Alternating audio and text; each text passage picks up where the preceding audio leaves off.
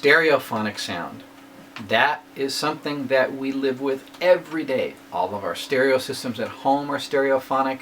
All of our car audio systems are stereophonic. The iPod earbuds that we listen to music are stereophonic. And those are the most extreme example. Headphones and earbuds, they have a very discrete left and a right sound, and there's no connection between the two.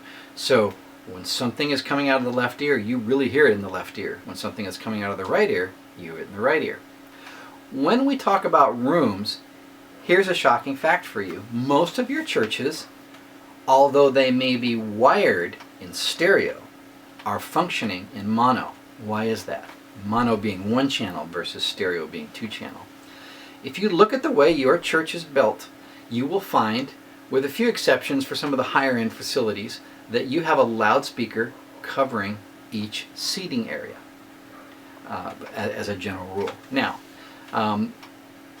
the reason for that is because when we have loudspeakers covering the same more than one loudspeaker covering the same seating area in a church, that can cause us problems with the way the sound interacts because of the time differential of when the sound gets from one speaker and gets to the listener from the other speaker, and it kind of can create a mess. So we generally try to make it so that we limit the amount of overlap of a particular seating area between one speaker and another. Well, what that means is if you're sitting in this area and I adjust the sound from the stereo spread from one side to the other, and you're not sitting in the area where that other speaker was, where I moved that stereo sound to, you're not going to hear it.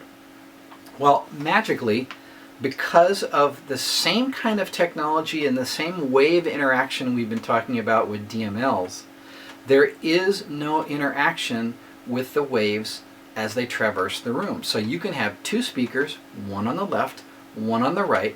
You can be on the extreme left side and you can hear something coming out of the extreme right side of the loudspeaker that's completely different than the loudspeaker on the left, and you can discern its location. It's at a similar volume. For the same reason it doesn't drop off left to front to back, it doesn't drop off left to right. So it actually gives you a true stereo experience. That's something that's been, to do that with a traditional loudspeaker, we would have to have a mono system for each seating area and then a stereo overlay to allow us to do some stereo panning and all that. It's a completely new day for stereo coverage, especially in smaller rooms.